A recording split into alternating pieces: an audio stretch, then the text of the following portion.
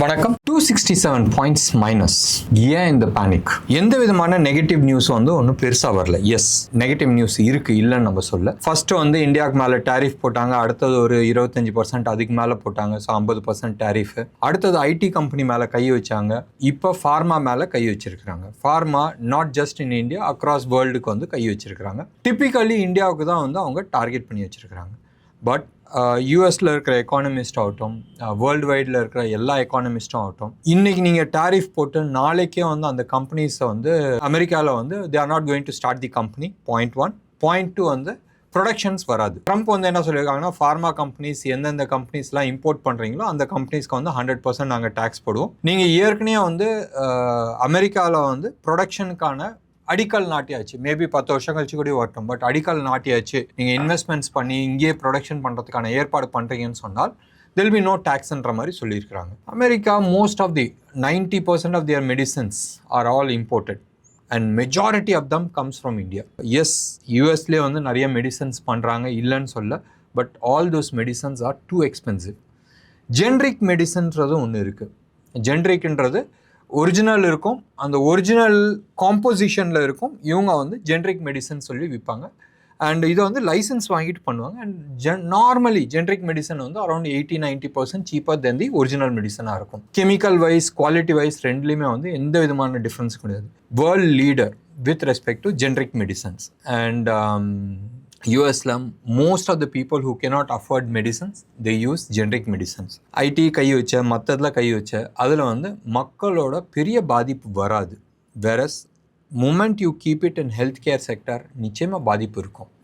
And this is going to misfire for Trump. எல்லாருமே it is only because of this ஃபார்மானால market கீழே விழுந்துச்சுன்ற மாதிரி ஒரு ஜென்ரலான ஃபீல். ஃபார்மா ஒரு மேஜர் கான்ட்ரிபியூட்டர் கிடையாது வித் ரெஸ்பெக்ட் டு எஸ் எக்ஸ்போர்ட்டில் yes we are a major contributor, இல்லைன்னு நான் சொல்ல. ஐடிக்கு அடுத்தபடியாக நீங்கள் எடுத்துக்கிட்டிங்கன்னா pharma is one more area where India is a world leader. And நான் சொன்னது பாதிப்பு ஜாஸ்தி இல்லைன்னா நிஃப்டியில் வெயிட்டேஜ் கிடையாது. ரைட், நிஃப்டி 50 ஸ்டாக்ஸில் நிறைய ஸ்டாக்ஸ் இருக்குது. சிப்லா இருக்குது, டாக்டர் ரெட்டி இருக்குது. இவங்கெல்லாம் யூஎஸ்க்கு மெயினாக சப்ளை பண்ணுறாங்க, no doubt at all. But top 10 ஸ்டாக்ஸ்லாம் அவங்க கிடையாது. டாப் 10 ஸ்டாக்ஸ் நீங்கள் எடுத்துக்கிட்டீங்கன்னு சொன்னால் அதே ஆல்மோஸ்ட் 65% வருது. ஸோ மீதி இருக்கிற 90% ஸ்டாக்ஸ் இருக்குல்ல, நம்ம 50 ஸ்டாக்கில் நிஃப்டி 50ல் 5-10 ஸ்டாக் நம்ம எடுத்தாச்சு. மீதி இருக்கிற 40 ஸ்டாக் எடுத்துகிட்டு they only contribute somewhere close to about 35-40% of Nifty. அதில் டாக்டர் ரெட்டி ஆகட்டும், சிப்லா எடுத்துங்க, இவங்களாம் எடுத்துக்கிட்டிங்கன்னு சொன்னால் there is no big contribution. அப்போ மார்க்கெட் யாருனால கீழே விழுந்துச்சு? ரைட், இன்றைக்கி டாப் 10 ஸ்டாக்ஸில் ஐசிஐசிஐ ஆகட்டும், ஹெச்டிஎஃப்சி இன்றைக்கி ஃப்ளாட் பாசிட்டிவாக இருந்துச்சு. டிசிஎஸ் ஆகட்டும், இன்ஃபோசிஸ் ஆகட்டும், இவங்களாம் பெருசாக கீழே விழுந்தாங்க எக்ஸப்ட் ஃபார் எல்என்டி. ஐடிசி க்ரீனில் இருந்தாங்க, பட் பெருசாக மூவ் இல்லை. பட் எல்என்டி இன்றைக்கி top performer in top 10 ஸ்டாக்ஸில் and வால்யூமோட break out ஆகிருக்கு. ரொம்ப நாள் கழித்து ஒரு பெரிய வால்யூமோட பிரேக் அவுட் ஆகிருக்கு. ஸோ இந்த கதையை தனியாக வச்சுங்க. நிஃப்டியில் இருக்கிற டாப் 10 ஸ்டாக்ஸ் கீழே விழுந்தனால நிஃப்டியும் கீழே விழுந்திருக்கு. ஸோ இந்த பயம் எங்கேருந்து வந்துச்சுன்னு சொன்னால், நேற்று ட்ரம்ப் நம்மளோட எதிரிங்க கூட உட்காந்துக்கிட்டு ரொம்ப நேரம் பேசினார். பாகிஸ்தான் பிரதமர் ப்ளஸ் ஆர்மி சீஃப். இப்போ எங்கே போனாலும் பிரதமர் வெறும் பொம்மை, ரைட், பின்னாடி ஆர்மி சீஃப் தான் கம்ப்ளீட்டாக கண்ட்ரோல் பண்ணுறாருன்றது தெரியும். ஏற்கனவே US president Pakistan army chief 2 தடவை மீட் பண்ணியிருக்கிறாங்க. இந்த தடவை பொம்மை மாதிரி இவர் நின்னார், பக்கத்தில் இது பண்ணாங்க. அண்ட் 2 பேருமே சேர்ந்து ட்ரம்ப்போட 90 minutes they have done the discussion. இதுதான் பெரிய கேள்விக்குறி. ஜியோ பாலிட்டிக்ஸ் சிச்சுவேஷன்ஸ் மாறுதா? ஒன்று. 2வது, பங்களாதேஷில் ஏற்கனவே பாகிஸ்தான் யூஎஸ் ஆர்மி உட்காந்துக்கிட்டு இருக்கு.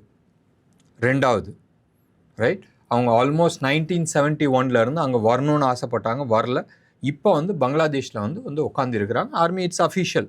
நார்த் ஈஸ்டில், இந்தியாவில் இருக்கிற நார்த் ஈஸ்டில் நடந்த கலவரங்கள், ஒரு 2 வருஷத்துக்கு முன்னாடி நடந்த கலவரங்கள் நீங்கள் எடுத்து பார்த்தீங்கன்னா இட் வாஸ் இன்ஸ்டிகேட்டட். யாருன்றது நோ தெரியும். It's all in official paper. பங்களாதேஷில் நடந்த போராட்டம், நேபாளில் நடந்த போராட்டம், இப்போ ரீசண்டாக லடாக்ல நடந்த போராட்டம். ஸோ இதுக்கு காரணம் யாருன்றது ஊருக்கு தெரியும். இப்போ பாகிஸ்தான்லேயும் வந்து யூ ஹேட் அ பிக் போராட்டம். அதில் தான் வந்து இம்ரான் கானை தூக்கி உள்ளே போட்டு somebody else came. ஸோ இந்த ஜியோ பாலிட்டிக்ஸ் சுச்சுவேஷன் இந்தியா சுற்றி நடக்குது.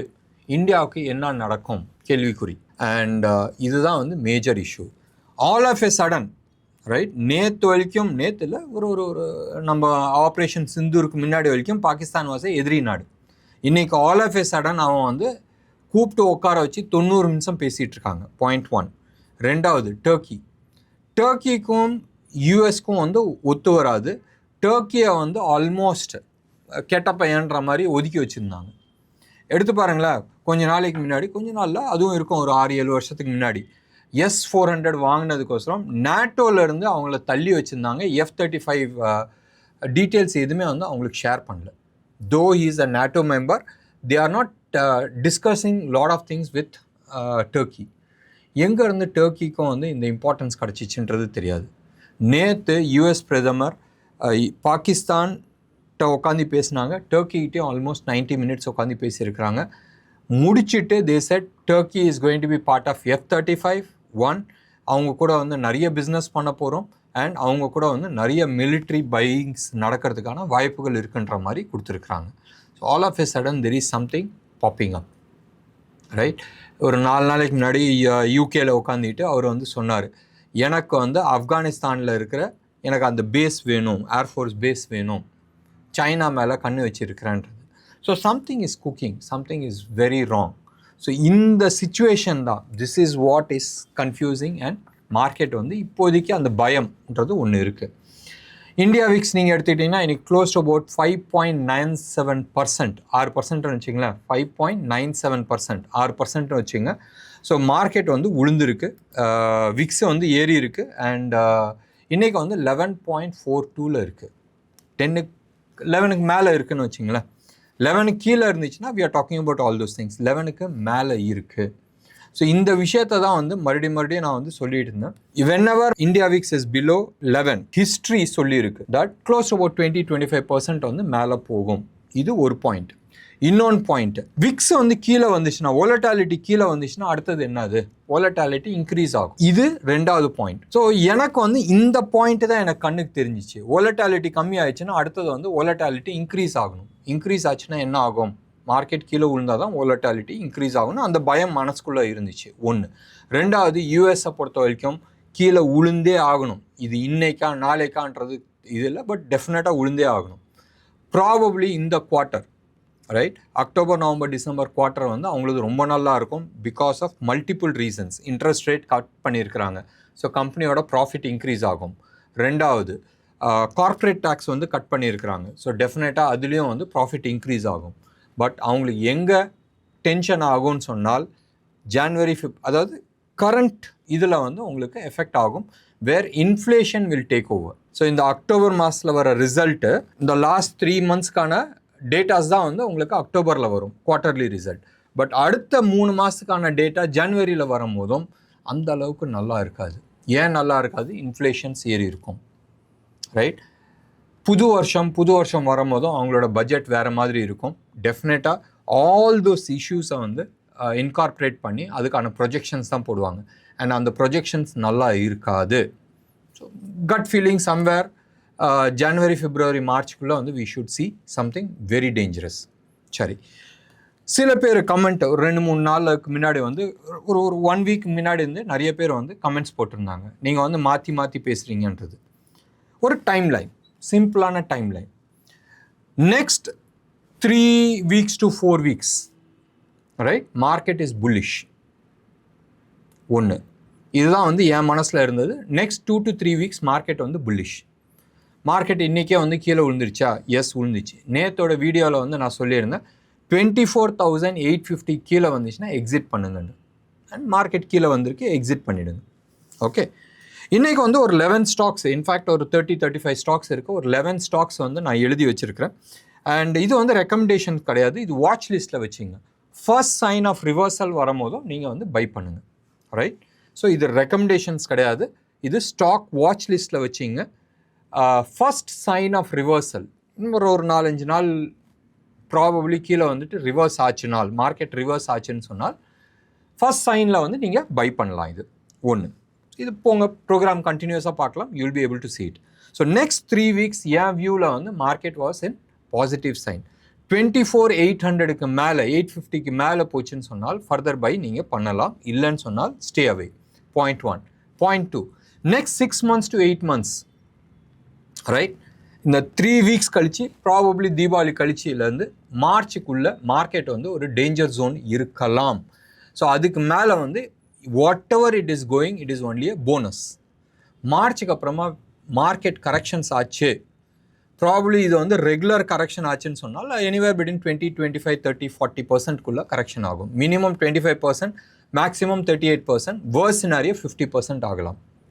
பட் 1929 மாதிரி வந்துச்சுன்னு சொன்னால், வேர் 1929 இருந்து 1931 வரைக்கும் 2 வருஷம் கீழே விழுந்துச்சு. அந்த 2 வருஷத்தில் வந்து க்ளோஸ் டு அபவுட் 90% மார்க்கெட் கீழே விழுந்துச்சு. ரைட்? அப்போ இருக்கிற சினாரியோவுக்கும் இப்போ இருக்கிற சினாரியோவும் அப்படி தான் இருக்குது. அண்ட் வி ஷேப் ரிகவரி வருமா? சத்தியமாக வராது. ரைட்? நீங்கள் வந்து கொரோனா சமயத்தில் வந்து மார்க்கெட் இப்படி உளுந்து வி ஷேப் ரிகவரி ஆச்சு. வி ஷேப் ரிகவரி ஆகாது, யூ ஷேப் ரிகவரி தான் ஆகும். ஸோ தட் மீன்ஸ் சப்போஸ் நான் எதிர்பார்க்குற மாதிரி எனிவேர் அது வந்து 90% கரெக்ஷன் ஆனாலும் சரி, 50% கரெக்ஷன் ஆனாலும் சரி, market will not do V-shape recovery, it will do U-shape recovery. அப்பனால் அடுத்த ஒரு 2-3 வருஷம் வந்து market more on a sideways to consolidation ஆகி அதுக்கப்புறமா தான் வந்து பிரேக் அவுட் ஆகிறதுக்கான சான்சஸ் இருக்குது.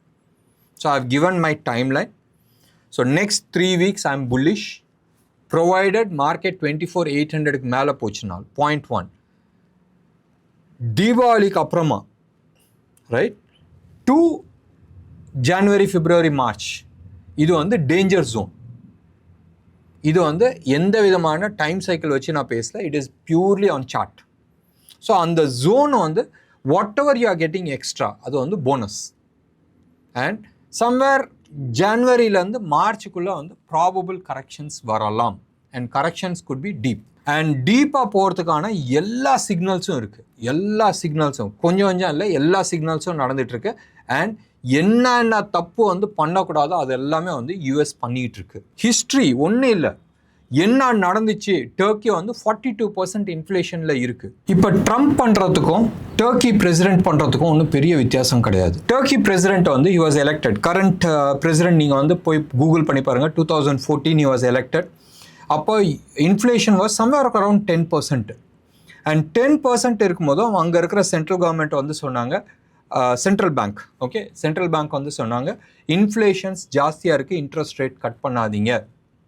பிரசிடெண்ட் வந்து இல்லை நீ வந்து கட் பண்ணியே ஆகணும், நம்மளோட எக்கானமி வந்து பயங்கரமான லெவலில் தூக்கிட்டு போகணும்னு சொல்லிட்டு he forced central bank to cut the interest. And interest ரேட்டை அப்போ கட் பண்ணப்போ 2018 வந்து கட் பண்ணப்போ இன்ஃப்ளேஷன் டச் 20. எவ்வளோ? 20. அண்ட் இன்னமும் டர்க்கியில் வந்து இன்ட்ரெஸ்ட் ரேட்டை வந்து ஏத்தில் அதே கம்மியான லெவலில் வச்சிட்ருக்காங்க. 22 வந்து 80%, 23 வந்து சம்வேர் க்ளோஸ் டு அபவுட் 45% வந்துச்சு. கரண்ட்லி அரவுண்ட் 70% இருக்குது இன்ஃப்ளேஷன். உலகத்தில் பேங்க் இன்ட்ரெஸ்ட் வட்டிக்கு கொடுக்குற கேஷ் வந்து 42%. அப்போ கண்ட்ரியோட நிலைமை என்னதுன்றது யோசனை பண்ணி பாருங்கள். இதே விஷயந்தான் யூஎஸ்லேயும் நடக்கிறதுக்கு சான்சஸ் இருக்குது. அவங்களோட இன்ஃப்ளேஷன்ஸ் இன்க்ரீஸ் ஆகிறதுக்கான எல்லா வேலையும் பண்ணியாச்சு. இன்ட்ரெஸ்ட் ரேட் கம்மி பண்ணுறாங்க, கார்ப்பரேட் டேக்ஸை வந்து கம்மி பண்ணியாச்சு. யூஎஸோட கதை நான் சொல்கிறது, கார்ப்பரேட் டேக்ஸை கம்மி பண்ணியாச்சு. அப்போ இட்ஸ் அ பர்ஃபெக்ட் காக்டெயில். நான் வந்து ஹிஸ்ட்ரிக்கு போகல, 1929க்கு போகல, அப்பயும் இதே கதை தான் நடந்துச்சு. 1919 வந்து பேண்டமிக் வந்துச்சு, கவர்மெண்ட் வந்து பப்ளிக் வந்து எக்கச்சக்கமான கேஷ் கொடுத்தாங்க, அதனால இன்ஃப்ளேஷன்ஸ் இன்க்ரீஸ் ஆச்சு. இன்ட்ரெஸ்ட் ரேட்டை வந்து இன்க்ரீஸ் பண்ணுறதுக்கு பதிலாக டிக்ரீஸ் பண்ணாங்க அண்ட் மார்க்கெட் பிச்சிச்சு. அது பழைய ஹிஸ்ட்ரி, 100 வருஷத்துக்கு கதை போல். 10 வருஷத்துக்கு முன்னாடி நடந்த விஷயத்த பேசுகிறோம், ரைட்? டர்க்கி என்ன தப்பு பண்ணிச்சோ அதே ditto the same thing Trump is trying to do. என்ன வித்தியாசம்? டர்க்கி வந்து ஒரு சின்ன கண்ட்ரி, அமெரிக்கா வந்து பெரிய கண்ட்ரி. டர்க்கிக்கு வந்து பெரிய கடன் கொடுக்க வேண்டியது ஜாஸ்தி இல்லை, இருந்துச்சு, இல்லைன்னு நான் சொல்ல, பட் அதனால எஃபெக்ட் ஆகலை. பட் இவன் கொடுக்க வேண்டியது $37 trillion அண்ட் $17 trillion இப்போ வந்து கொடுத்தே ஆகணும், அசலை கொடுத்தாகணும். அமெரிக்கா டிஃபால்ட் ஆச்சுன்னா என்ன ஆகும்? ஸோ டெஃபினெட்லி கவர்மெண்ட்டாக இருந்தாலும் ஒரு ஒரு ஒரு கண்ட்ரிக்கு ரேட்டிங் போயிடுச்சுன்னு சொன்னால் படு மட்டமான விஷயம். ஒரு எக்ஸாம்பிளுக்கு எடுத்துங்களேன், டாடா ஆகட்டும், டாடா ஸ்டீல் ஆகட்டும், இல்லை பஜாஜ் ஃபைனான்ஸ் எடுத்துங்க, முத்தூட் ஃபைனான்ஸ் கூட நீங்கள் எடுத்துங்க. முத்தூட்டோட கார்பரேட் பாண்ட் இஸ் அரௌண்ட் 12%. நீங்கள் கார்பரேட் பாண்ட் நீங்கள் போய் முத்தூட்டு வாங்கினா அரௌண்ட் 12.5% இருக்குது. டாட்டாவதோ இல்லை பஜாஜ்தோ வாங்கினா 7.5 to 8%. ஏன்னா கம்பெனி நல்ல தரமான கம்பெனி. 8% தான். ஆனால் Tamil Nadu government sponsored transport corporation, அவங்களுக்கு வந்து ஒரு ஃபைனான்ஸ் இருக்குது. தமிழ்நாடு டிரான்ஸ்போர்ட் ஃபைனான்ஸ் கார்பரேஷன் ஒன்று இருக்குது. 14.4% கொடுக்குறான். அப்போ அந்த கம்பெனியோட தரம் என்னன்றது யோசனை பண்ணி பாருங்களேன். பணம் திரும்பி வராதுன்ற தைரியம் தான். ரேட்டிங் கொடுக்க மாட்டாங்க. ரேட்டிங் கிடைக்காதனால தான் அது 14.5 கொடுக்குறாங்க. ரைட்? முத்தூட் ஃபைனான்ஸ் வந்து ரேட்டிங் கம்மி, பட் ஸ்டில் அவங்க வந்து 12.5% வாங்க முடியுது. பட் தமிழ்நாடு நினச்சி பாருங்கள், கவர்மெண்ட் வந்து it is backing them, but still it is giving 14.5%. Tamil Nadu power finance கார்பரேஷனும் அதே மாதிரி தான். பிகாஸ் இதுதான் வந்து இன்டர்நேஷ்னல் லெவல்லையும் இது வந்து I'm not trying to show local politics, but based on ரேட்டிங்கில் தான் வந்து இன்ட்ரெஸ்ட் ரேட் இன்க்ரீஸ் ஆகுது, டிக்ரீஸ் ஆகுது. சென்ட்ரல் பேங்க் இன்ட்ரெஸ்ட் ரேட் கம்மி பண்ணாலும் பாண்டில் என்ன வருதோ அதுதான். ஸோ இது ஞாபகம் வச்சுங்க. ஸோ இன்டர்நேஷ்னல் ஷார்ட் டேர்மில் என்னது, லாங் டேர்மில் என்னது, அடுத்தது என்ன பெரிய டேஞ்சர் இருக்குது, எதுக்கோசரம் நான் பதறிட்டு இருக்கேன்றது I have given the details. Anyway இன்றைக்கி வந்து மற்ற டீட்டெயில்ஸ் எல்லாமே எதுவுமே இம்பார்ட்டண்ட் இல்லை. US dollar index, okay, dollar index வந்து 98க்கு மேலே போயிட்டுருக்கு. ருப்பி அதே லெவலில் தான் இருக்குது, 88.75 தான் இருக்குது. கோல்டு சில்வர் ஒன்றும் பெருசாக மாறல, 11,700 அந்த ஜோனில் தான் இருக்குது. சில்வர் மட்டும் கொஞ்சம் ஏறி இருக்குது, 1,42,000 மேலே வந்து ட்ரேட் ஆகிட்டுருக்கு. இது 24 carat gold and 999 quality silver. Only one இது மார்க்கெட்டில் அந்த பேனிக் லேஸாக வந்திருக்கு. ஸ்டில் பெருசாக வந்து இந்தியா விக்ஸ் வந்து ஏறல. இப்போ கம்மிங் பேக் டு அந்த 11 ஸ்டாக்ஸ், இது வந்து பை ரெக்கமெண்டேஷன்ஸ் கிடையாது. இன்னும் அது ஃபால் ஆகிட்டுருக்கு, பெரிய வால்யூம் இல்லாத விழுந்துட்டுருக்கு. இது வந்து டெக்னிக்கலி வேவ் 3க்கு மேலே போயிட்டு வேவ் 4 கீழே வந்துட்டுருக்கு. ப்ராபப்ளி அடுத்த ஒரு 2-3 நாள் இல்லை 1 வீக்குள்ளே வந்து you may get buying opportunity. Right? இது மனசில் வச்சுக்கிட்டு வாட்ச் லிஸ்ட்டில் வச்சிங்க. ஃபஸ்ட்டு ஸ்டாக் வந்து HFCL, மறுபடியும் நான் சொல்கிறேன் HFCL. ரெண்டாவது ஸ்டாக் வந்து NMDC. மூணாவது ஸ்டாக் வந்து ஆதித்யா பிர்லா ஃபேஷன் ABFRC. நாலாவது ஸ்டாக் வந்து மதர்சன். மூணாவது ஸ்டாக் வந்து ABFRL. நாலாவது ஸ்டாக் வந்து மதர்சன். மதர்சன் நிஜமாவே ரொம்ப நல்லா இருக்குது. ரைட்? ஃபால் ஆனது வந்து வால்யூம் இல்லாத கீழே விழுந்திருக்கு, ரொம்ப நல்லா இருக்குது. அண்ட் பர்ஃபெக்ட் வேவ் 4 வந்து ஃபார்மேஷன்ஸ் நடந்துகிட்ருக்கு. அடுத்தது வந்து NBCC. இதுக்கு அடுத்தது வந்து பஞ்சாப் நேஷ்னல் பேங்க். இதுக்கு அடுத்தது வந்து செயில் வந்து நிஜமாவே ரொம்ப நல்லா இருக்குது. அண்ட் மதர்சன் மாதிரி செயிலும் வந்து சூப்பராக இருக்குது. அடுத்தது வந்து IOC, இந்தியன் ஆயில் கார்பரேஷன். இதுக்கு அடுத்தது வந்து IREDA, இதுவும் நல்லாயிருக்கு. சம்திங் சிமிலர் டு மதர்சன் மாதிரி IREDA நல்லா இருக்குது. CESC. இதுக்கு அடுத்தது வந்து HUDCO. இது வந்து 11 ஸ்டாக்ஸ் வந்து உங்களுக்கு நாளைக்கு leave. Right? Saturday Sunday leave. நீங்கள் வந்து டே சார்ட் பாருங்கள், வீக்லி மந்த்லி சார்ட் பார்க்காதீங்க, டே சார்ட்டை பாருங்கள். பியூட்டிஃபுல்லாக இருக்குது. ஒரு ஒரு ஒரு பாட்டம் ஃபார்மேஷன் வந்து ஒரு புல் பேக் வந்திருக்கு, புல் பேக்கில் ஒரு ரேலி வந்திருக்கு, அந்த ரேலிக்கு வந்து புல் பேக் வந்திருக்கு, வால்யூம் இல்லாத கீழே விழுந்திருக்கு. இந்த ஸ்டாக்ஸ் எல்லாமே நல்லா இருக்குது. ரைட்? வாட்ச் லிஸ்ட்டில் வச்சிங்க, ஃபர்தர் டவுன் போகும்.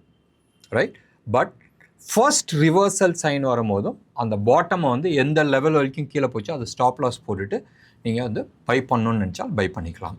தொடர்ந்து ப்ரோக்ராம் எங்களுக்கு பார்த்துட்டே இருங்க. நாளைக்கும் இது மாதிரி சில ஸ்டாக்ஸ் நான் வந்து உங்களுக்கு கொடுக்குறேன். சார்ட் ஏன் போடல, செபி ரூல்ஸு அண்ட் நாங்கள் வந்து ஸ்டாக் ரெக்கமெண்டேஷன்ஸ் கிடையாது, நான் செபி ரிஜிஸ்டர்ட் அட்வைசரும் கிடையாது. அண்ட் எங்களோட நாலேஜ் வந்து உங்களுக்கு ஷேர் பண்ணுறேன். ஸ்டாக் ஐடென்டிஃபை பண்ணியிருக்கிறேன், நீங்கள் உங்களோட ஹோம்ஒர்க் பண்ணிவிட்டு நீங்கள் பை பண்ணிக்கலாம். என்ன நேர்களே, இன்றைக்கி ப்ரோக்ராம் உங்களுக்கு பிடிச்சிருந்துச்சுன்னா லைக் பண்ணுங்கள், ஷேர் பண்ணுங்கள். டெஃபினட்டாக உங்களோட கமெண்ட்டை நான் எதிர்பார்க்குறேன். நன்றி, வணக்கம்.